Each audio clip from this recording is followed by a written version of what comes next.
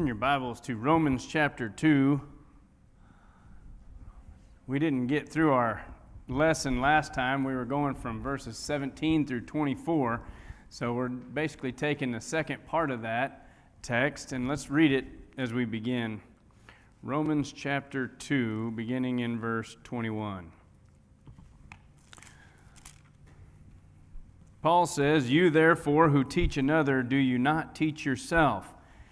You who preach that one should not steal, do you steal? You who say that one should not commit adultery, do you commit adultery? You who abhor idols, do you rob temples? You who boast in the law, through your breaking the law, do you dishonor God? For the name of God is blasphemed among the Gentiles because of you, just as it is written." So Paul, he's been building this universal case of guilt against everyone in the first 3 chapters of Romans, is what he's ultimately doing. And so in chapter 1, remember, he made it clear that the Gentiles had sinned. They were completely guilty of sin, and he showed chapter 2, or what he's looking at now, Jews also have sinned. They're guilty before God. When you get to chapter 3, he's going to summarize it by saying all have sinned and fall short of the glory of God.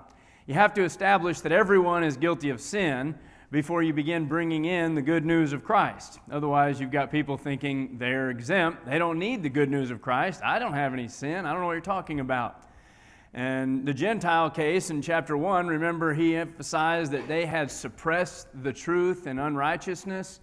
They had ignored the evidence that God put on display before everyone with regard to the creation. Instead of giving Him thanks and glorifying God, they went further into their fleshly desires, indulging all kinds of forbidden fleshly pursuits to the point where God said He gave them up. He gave them over to the choices they wanted to make, allowed them to go headlong off into sin, and then He gave that list at the end of Romans chapter 1, that long list of sins, basically when the flesh gone to seed, what that looks like. So pretty much the case is solid against the Gentiles. He even comes into chapter 2 and makes the point that the Gentiles, even though they didn't have the law of Moses, they still had a law in their societies, and much of which supported what the law of Moses taught. No, do not murder, do not commit adultery, do not steal. These things were commonplace even among Gentile nations, and you see the punishments that were passed out for those types of infractions in the historical record in those Gentile nations. And so they had a law. That would be what God would use to judge them along with their conscience. And now he's making a case against the Jews. And the Jews did have the law from God. They had the law of Moses, and they were supposed to be a nation with a purpose set apart by God to bring forth this special Messiah. And not only that, but to demonstrate to all the other nations what it looks like to have a relationship with God and to worship the true and living God and to be a light for other nations to see that they may come to know God as well. But that's not what happened. The Jews, they had this position and they allowed it to go to their head. And so they began to think they were superior to other people. They looked down on other people, and they thought they were better than other people, and it didn't serve as a good example at all. And so they began thinking that they weren't going to have to fear any judgment. They were going to be exempt from God's judgment. But the Gentiles, on the other hand, boy, those Gentiles, I'm glad I'm not like those Gentiles. That was really the mindset of the Jews. And so Paul now is addressing Jewish hypocrisy. And really what you're seeing here is a false security in religious identity. And that can happen to anybody. Being affiliated religiously with a group or doing things, spiritually speaking, can give us a false security of thinking that we're righteous because we're going through all these motions. But righteousness isn't just external, right? Righteousness has to be internal and in the heart, where we practice things and do things with integrity. So you remember verses 17 through 20? We looked at that last week, and he outlined the privileges the Jews claimed for themselves. And they had the law of Moses. They had knowledge of the law of Moses. They could discern what was pure and impure, good and evil, right and wrong in the law of Moses. They saw themselves as guides to the blind, lights to those in darkness, instructors of the foolish, and teachers of the immature. And if you look back in the prophecies of the Old Testament, that's what they were supposed to be doing. They were supposed to be a light. They were supposed to be a guide, but they weren't supposed to be a hypocritical guide. They were supposed to be a true guide. And that's what we're supposed to be for the world around us. We're supposed to be guiding people to Christ.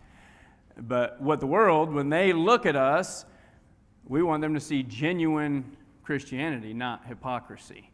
Because what happens when you're involved in religion, but it's hypocritical? What does that do to the name of God?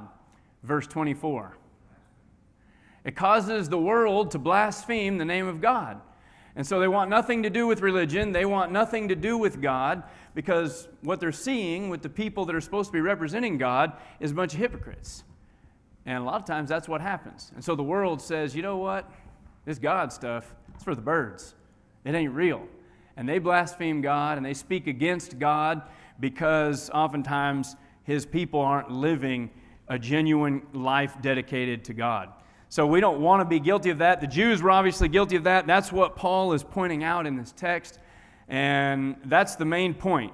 Possessing the law and being Jewish by birth did not guarantee automatically you were going to be righteous before God.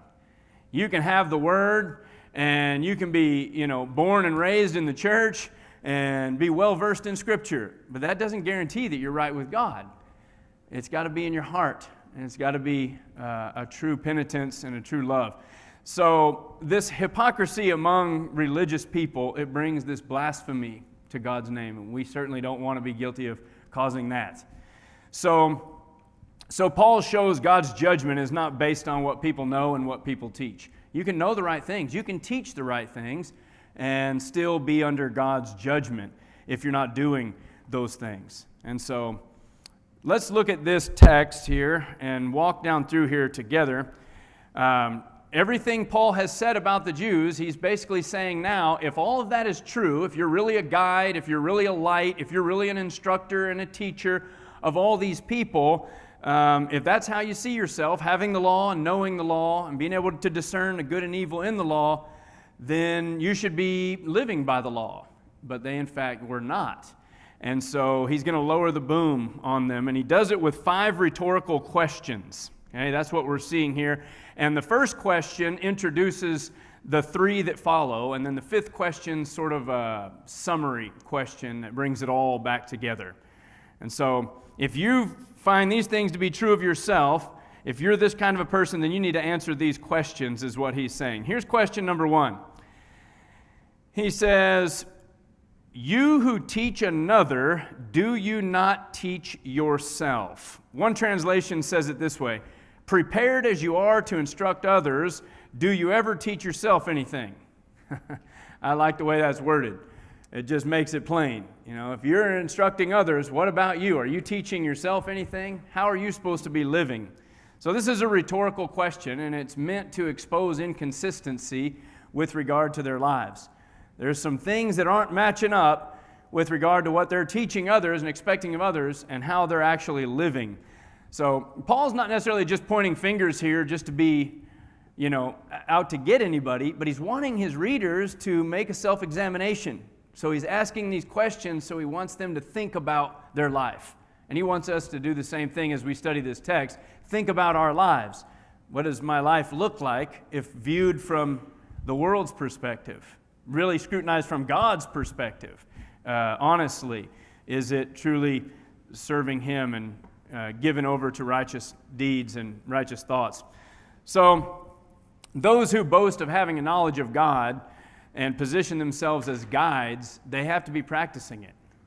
There's no way around it if you're going to be pleasing in God's sight. You remember Ezra 7:10? Somebody read Ezra 7:10. There was an order to how it was to go if you were going to be a teacher of the law. And sometimes people want to be teachers of the law and they want to teach others and have a ministry or some kind, but there's an order to it, isn't there?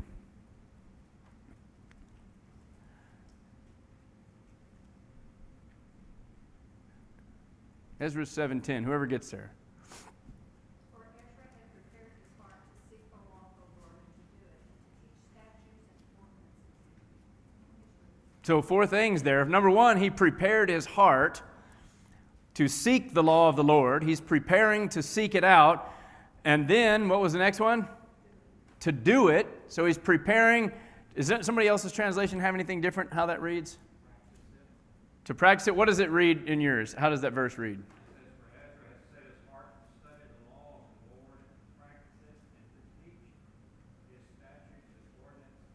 So he set his heart, or prepared his heart, and then he studied the law of the Lord. So his heart was geared towards this project of getting the information. Then he studies it.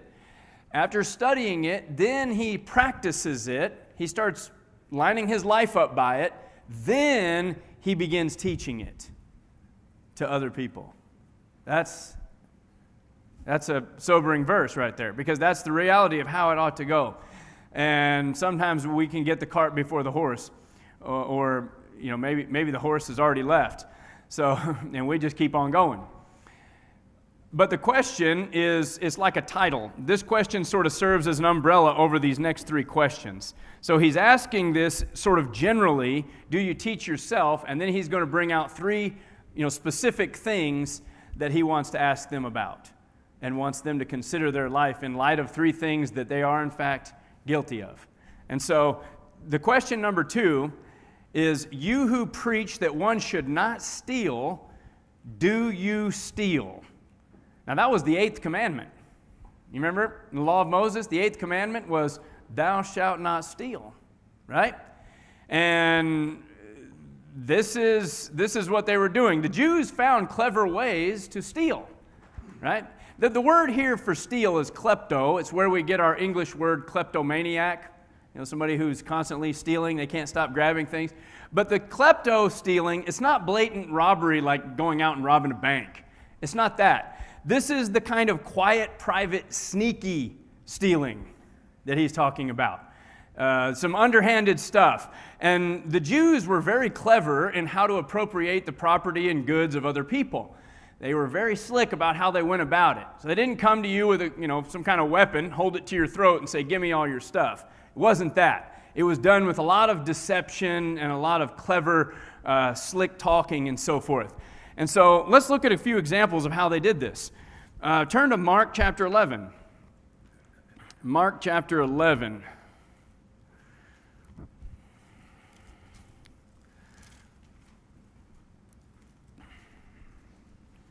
Somebody read verse 15 through 17 here.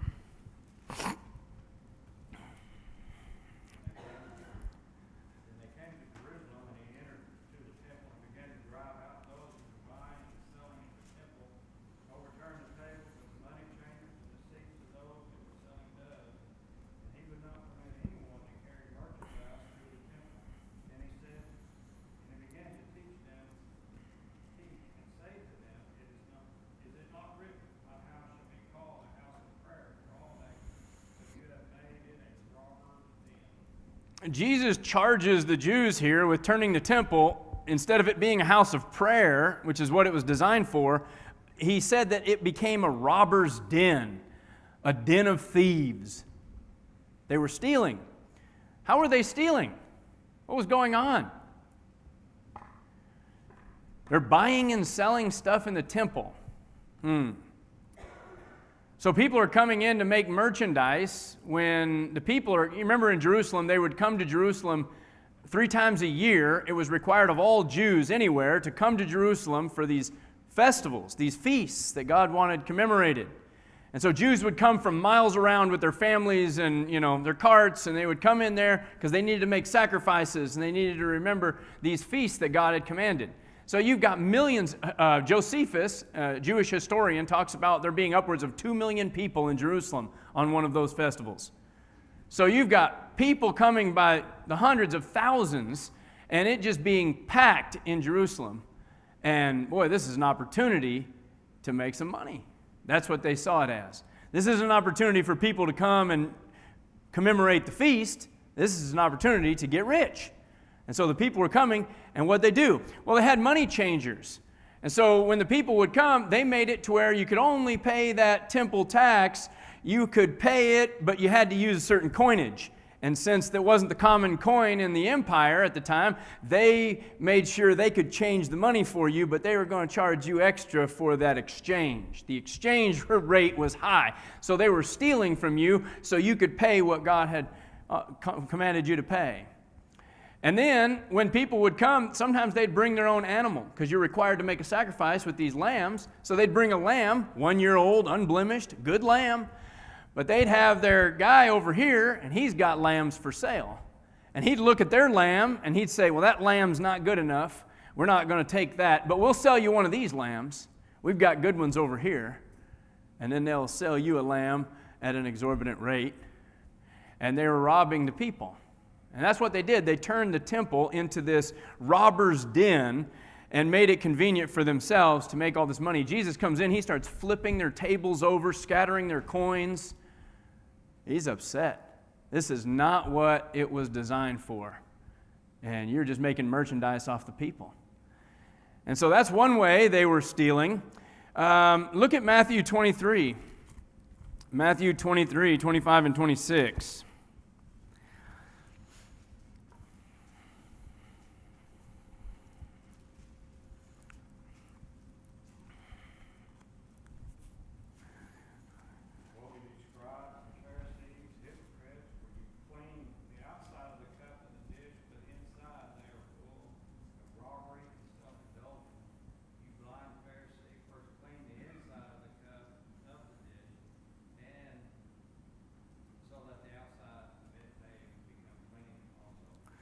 So here he says they're full of robbery and self-indulgence, and they were guilty of this.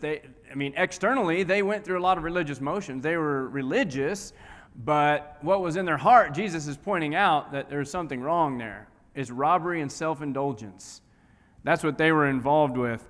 So externally, they look good, but Jesus could see motives. Jesus could see true desires. They wanted more.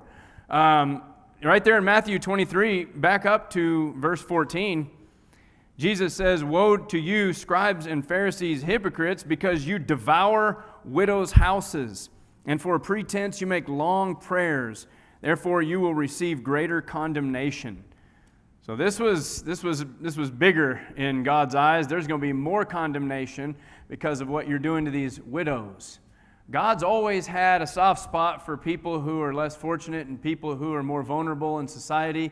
You read that all through the Bible. He wants them cared for. He wants people to look after those who are needy, those who are oppressed, and have no advocate. And they were taking advantage of them. He says they devoured widows' house. Devour means to consume or destroy greedily. So financially, they were exploiting the vulnerable, especially the widows, for their own personal gain. See, the scribes, they were acting like legal advisors and estate managers. And so when widows who didn't have any way to have any legal representation and their husbands were gone, and the scribes would come in and say, "Listen, we can help you handle your estate. We can help you manage all these things that your husband left you. We have an expertise in the law. We'll represent you." And they felt comforted in that. And they would help them right out of their estate, likely telling them this is going to be good because it's going to go for spiritual purposes and it's going to be given over for God's use and everything. They had some slick ways of doing it, but they would get those widows to give up their estates. And they would get in there and they would take their stuff. That's what they would do. So they weren't helping those widows. They were helping themselves to what the widows owned. And then religiously in this verse, it says, "And for a pretense, you make long prayers." So implied here is they put on a really good show, and widows and others would see them and think, "Wow, these guys are really spiritual. We should let them help us with our estate." You see how they pray and everything? And they would feel more confident in handing over the estate, thinking it was in good hands, when really it was being stolen from them. And so they were robbing the widows. Look at Mark chapter 7. Mark chapter 7, verses 9 through 13. Here it says he was also saying to them, you are experts. They were experts. And if anybody was an expert, here it was. You are experts at setting aside the commandment of God in order to keep your tradition. For Moses said, honor your father and your mother, and he who speaks evil of father and mother is to be put to death. But you say, if a man says to his father or his mother, whatever I have that would help you is Corban, that is to say, given to God, you no longer permit him to do anything for his father or his mother, thus invalidating the word of God by your tradition, which you've handed down, and you do many things such as that.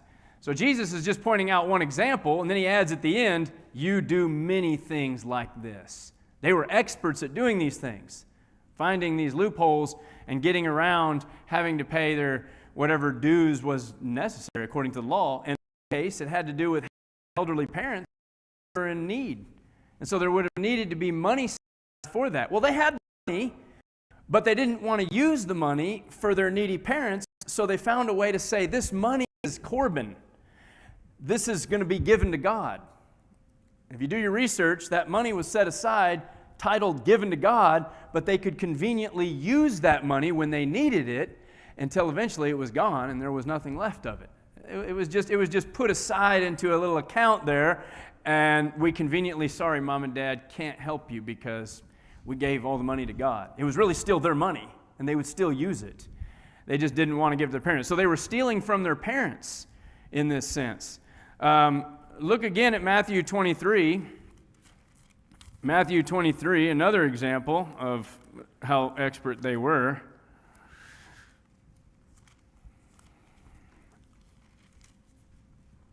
Beginning verse 16, he says, woe to you blind guides who say, whoever swears by the temple, that is nothing, but whoever swears by the gold of the temple is obligated. You fools and blind men, which is more important, the gold of the temple that sanctified the gold? The gold or the temple that sanctified the gold? And whoever swears by the altar, that is nothing, but whoever swears by the offering on it, he's obligated. You blind men, which is more important, the offering or the altar that sanctifies the offering? Therefore, whoever swears by the altar swears both by the altar and everything on it, and whoever swears by the temple swears both by the temple and by him who dwells within it. And whoever swears by heaven swears both by the throne of God and by him who sits upon it. And so these guys were basically making deals with people where they would owe money, and they would say, well, listen, I swear I'm going to pay you back. I swear that on the temple. I swear that on the altar. And then when it came time to pay up, they would say, I never swore by the gold of the temple. I never swore by that offering that was on the altar. And so I actually don't owe you any money. So kind of like, well, I have my fingers crossed, so it doesn't count. And so they were robbing people of what they owed them by these clever word games that they were playing. And Jesus calls them out on that. And then lastly, one more, I'll give you an example, is Luke chapter 16. And Jesus was teaching about you can't serve God and wealth. And you're either going to be a slave to one or the other. And as the end of that teaching, where he makes his point that you can't serve God and money at the same time, the Pharisees, they understood what he's saying. In verse 14 and 15, it says, now the Pharisees who were lovers of money were listening to all these things and were scoffing at him. They didn't like him teaching these things because he's exposing them. And he said to them, you are those who justify yourselves in the sight of men, but God knows your hearts, for that which is highly esteemed among men is detestable in the sight of God. And so, right there it clearly says they're lovers of money. So Jesus' teaching was going directly against them because he's saying you can't be a lover of money and a lover of God at the same time. You're one or the other. And that's why they were scoffing. That's why they didn't want to hear it. They didn't like it because that was the reality of their situation. Okay, well, that's question number 2. He was asking them about you who teach don't steal. Do you steal? Yes, they did steal in a lot of different ways. Question number 3, you who say one should not commit adultery. Do you commit adultery? Now, this is a reference to the 7th commandment, thou shalt not commit adultery. Okay, right there in the 10 Commandments. Now, Jewish leaders debated whether or not someone had committed adultery, and they had two rabbis that gave different positions based on a text in Deuteronomy chapter 24. And you had Hillel and Shammai, and they would go back and forth. And one said that unless the uncleanness was sexual infidelity, you couldn't get out of your marriage and have another one. And the other guy would say, well, the uncleanness could be anything you deemed unclean. You know, she burnt the toast, and so you found some indecency in her. And you can put her away, just make sure you give her that certificate. As long as you gave her the certificate, you were clean and clear, you could go on and get yourself another wife. No problem. She could go on and get herself another husband.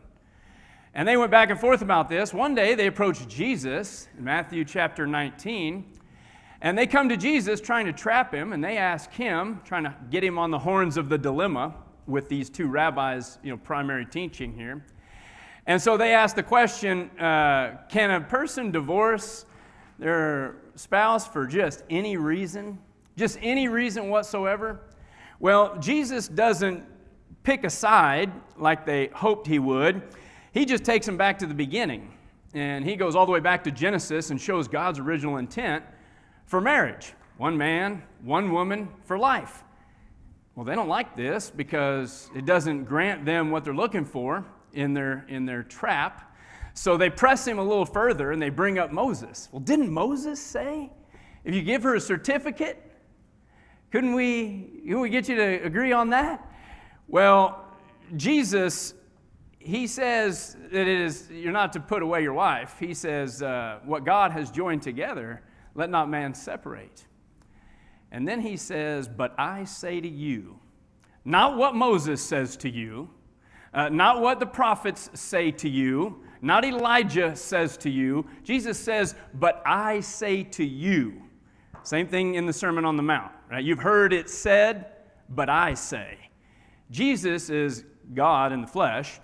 He comes with authority and says, and whoever divorces his wife, except it be for immorality, and marries another, commits adultery. That's what Jesus said. And that is brought out in the text very clearly. The apostles understand exactly what Jesus is saying there. He's saying, except it be for this one reason. And you go get you another wife, you're going to be committing adultery. You remember in John 14:6, I am the way, the truth, and the life. No one comes to the Father except what? Through me. One way. One exception to get to the Father. This is what Jesus does in Matthew 19:9.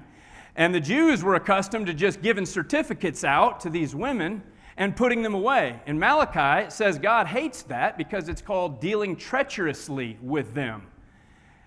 And God hated it, the way they were dealing with their wives. They were putting them away for whatever reason they wanted to and getting a new one. Matthew 5:31 and 32, as long as you give that certificate, you're good. Jesus says, no, it's not that simple. Except it be for immorality. You're going to end up committing adultery. Well, the disciples understand this, and look what they say there in Matthew chapter 19 and verse 10. This is often missed by people who do expository on this text. The disciples said to him, if the relationship of the man with his wife is like this, it's better not to marry. Now that word there, relationship, if you were to look that word up in the Greek, it's literally cause, reason, charge for guilt, or accusation is what that means. In other words, they're saying, they understand exactly what Jesus is saying. Jesus, if you're saying that this is the only cause, the only reason, the only charge for guilt, the only accusation that somebody could make against their wife for putting her away and marrying another, then it'd be better not even to get married. That's what they're saying. And Jesus answers them by saying, well, some people have made themselves eunuchs for the sake of the kingdom. In other words, they've decided to just live celibate for the rest of their life for the sake of the kingdom of heaven. They want to go to heaven. And so, yeah, it's that strict, and Jesus teaches about repentance, you have to cut off your hand, pluck out your eye. That's not literal, but you can imagine that, who's going to do that, right? Cutting a hand off? That's graphic terminology. Although he's not saying literally cut your hand off, he is saying sometimes there may be something so near and dear to you. If it's sin, it's never wrong to get rid of it. Sever it. It'd be better to go into heaven with one hand than to go into the fiery hell with two.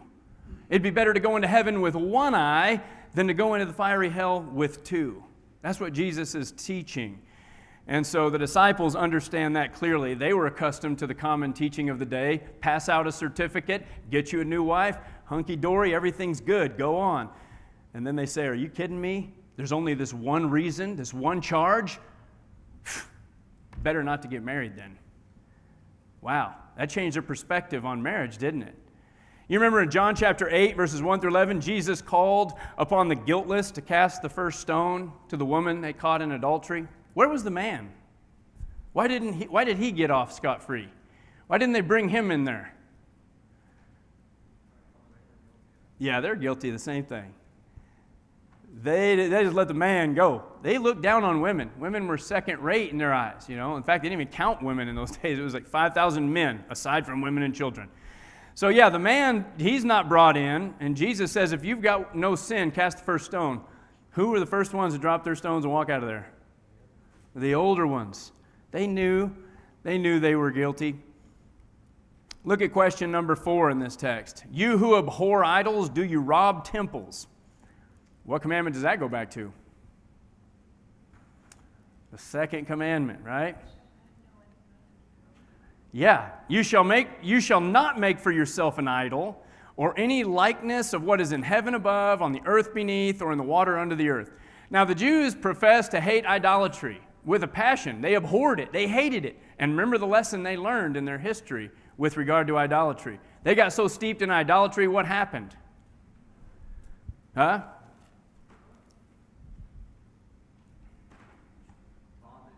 Yeah, they went off into captivity, didn't they?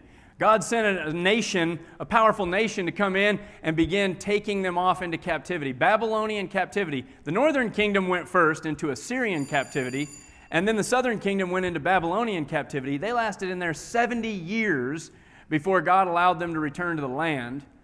Daniel being able to see the beginning and end of that. And when they came back, you don't see them forming any more idols after that. But idolatry was still in their heart in Jesus' day. And look what he points out. You abhor idols. You hate idols. You don't want to bow down to idols. You don't want to worship idols. You don't want to carve and make idols. But he says, do you rob temples? That's debated as to what that really means, robbing temples.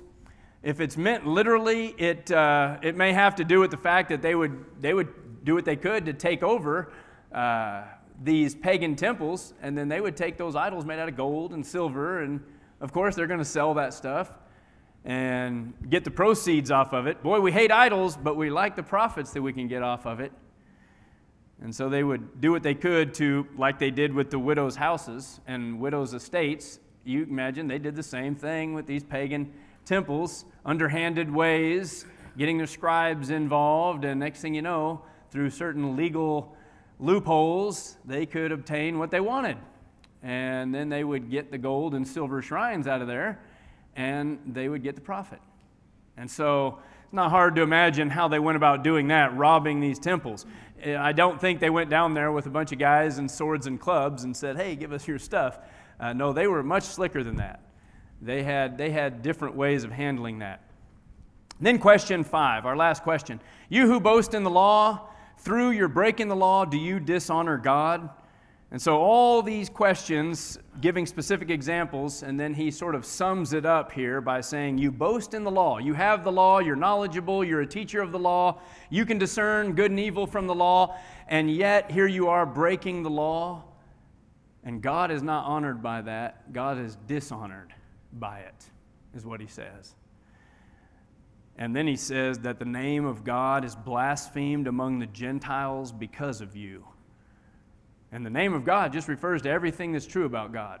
When you talk about somebody's name, when somebody's name comes up, oftentimes it brings up everything about that person you can think of, maybe the way they look, the way they act, things they did, how they treated you, how they made you feel. Just everything about them sort of comes into picture. But the name of God, everything that people will think about God, is sort of cast down, dishonored, blasphemed because of the way they were living their lives. And we can do that too. We can cause God's name and what people, when they think of God and the name of God is brought up, what enters their mind? Are they thinking about something honorable and good and, majestic and holy? Or are they thinking, man, I don't want anything to do with that? And they just have this nothing but bad things to say about God. A lot of that can have to do with how we live and how we treat people, because we're supposed to be representing God. We're supposed to be God's children. And when your children go out and misrepresent, and your children go out and they can ruin the name, you ever heard somebody say that? Remember your name, Your name is directly tied to the family. You go out there and make a mockery of the name, you bring dishonor on the whole family. And that's the same thing as God's children. We can go out into this world, and by the way we treat people, the attitude we display, the lives we live, we can bring dishonor to God and cause people to blaspheme and think bad about Him. And we don't want to do that. And so, it's always difficult to see ourselves as we really are.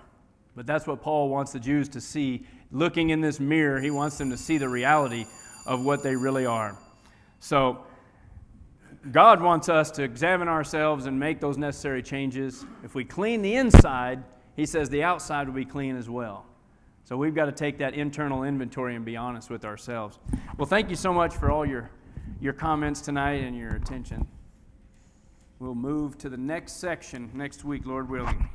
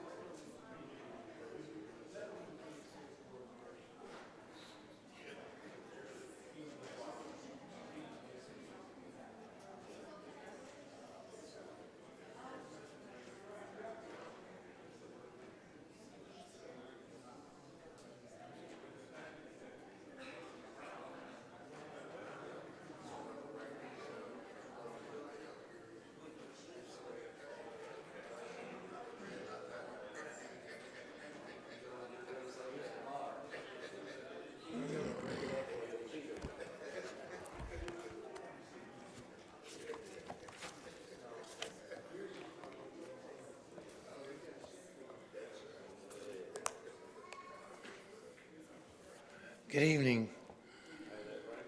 Does anybody have the invitation song? Did anybody announce an invitation song? 592? Okay. All right. This evening, I'll be talking about something that's been really growing lately. It's artificial intelligence, AI. I'm not advocating for it. It's fascinating. I think it definitely has some downside to it. But I saw a video that was really interesting. The video is by Calvin Smith. He's in Canada. And he basically asked questions of the artificial intelligence platform designed by Elon Musk. And that platform is called Grok 4. Elon Musk claims it has the academic ability that surpasses all PhDs in their fields on Earth simultaneously. There's a lot of knowledge. So Calvin Smith asked artificial intelligence, Grok 4, some questions about evolution. And before he asked the questions, he established certain parameters. The parameters were the questions had to be answered with strict logic, mathematical probability, and observational science. So he asked Grok 4 all these questions about evolution, and he starts with the supposed 4.5 billion years that the Earth has been in existence or created.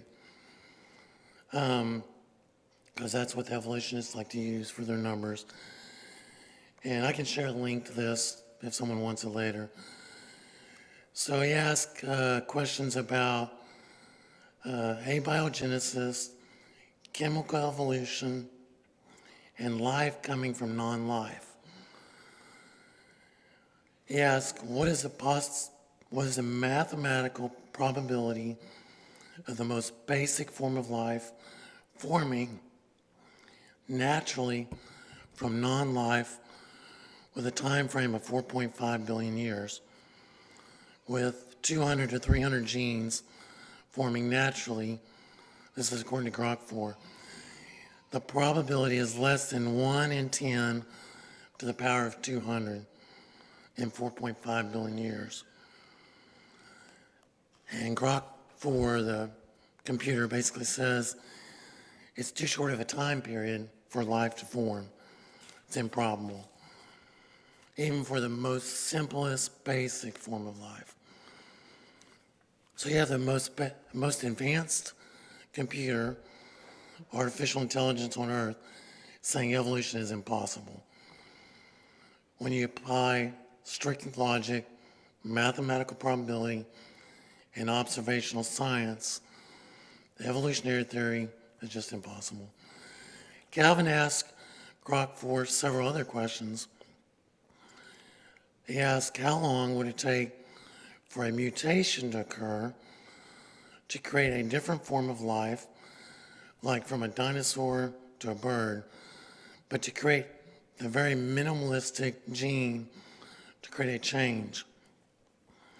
Grok 4 responds, the probability of a new functional gene naturally forming is 1 in 10 to the power of 600.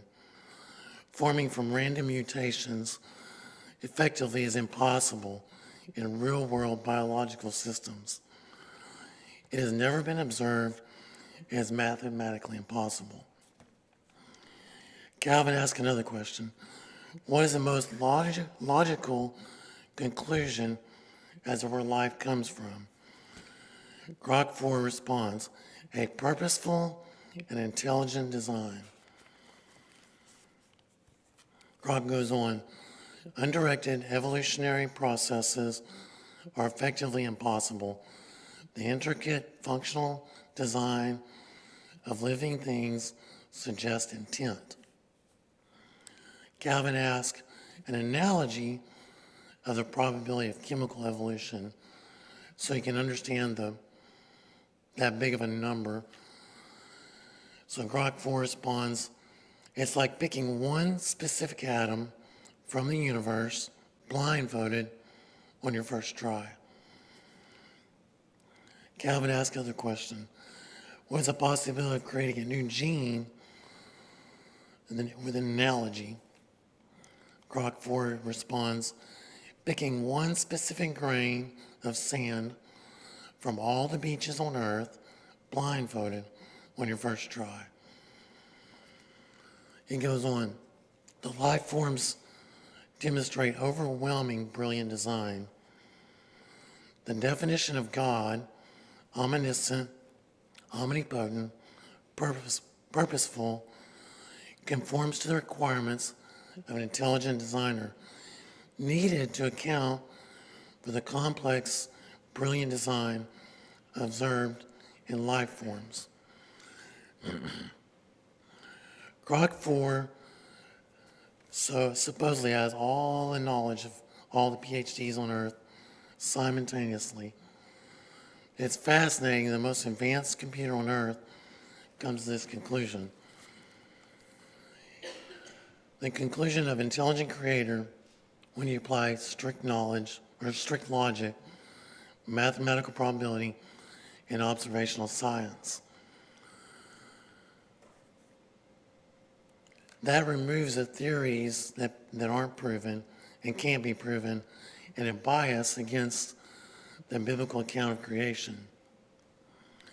Calvin asked the computer, what do you call someone who denies overwhelming evidence? Grok 4 responds, someone denying the overwhelming evidence of brilliant design for life forms is considered irrational and in denial. Grok 4 agrees, in the beginning, God created the heavens and the earth, is rational. Calvin removes the parameters of strict logic, mathematical probability, and observational science, and then asks the computer where life comes from.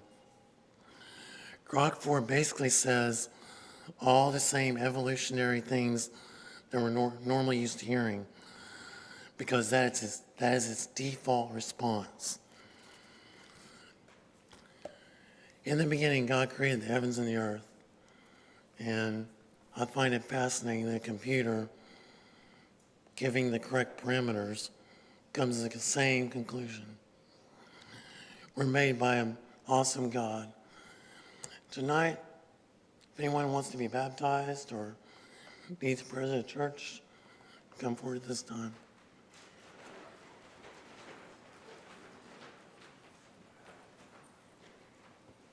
Oh, it's up there, okay.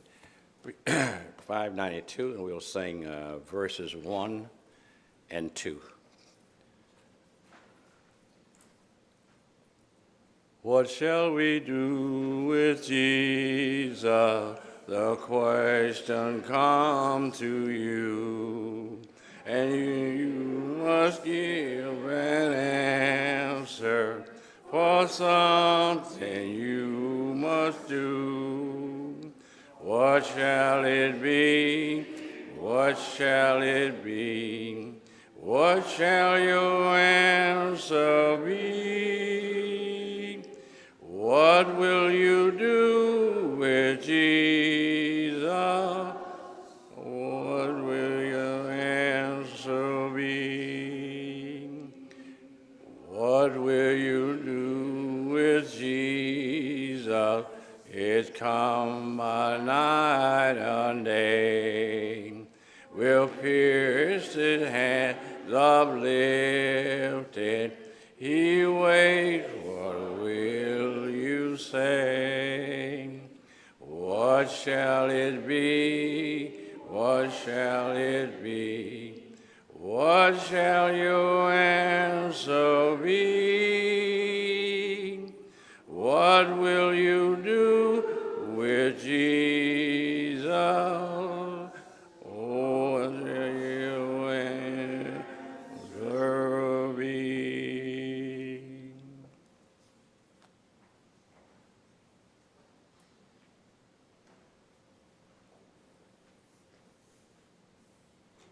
Holy Father, we thank you for bringing us together in the middle of the week, and another time we can study from your word. We thank you for the examples that you've given of others back in Paul's time and back in Jesus' time when they asked the very questions that we apply to our lives as well. And we thank you for these opportunities, God, that we can learn by studying your word, that we can see the things we need to do to be followers of your Son, Jesus. And so we thank you for that, God, and we ask that you continue with us through the rest of the week, and we come together again on the Lord's Day. And we always ask your will be done. We pray in his name. Amen.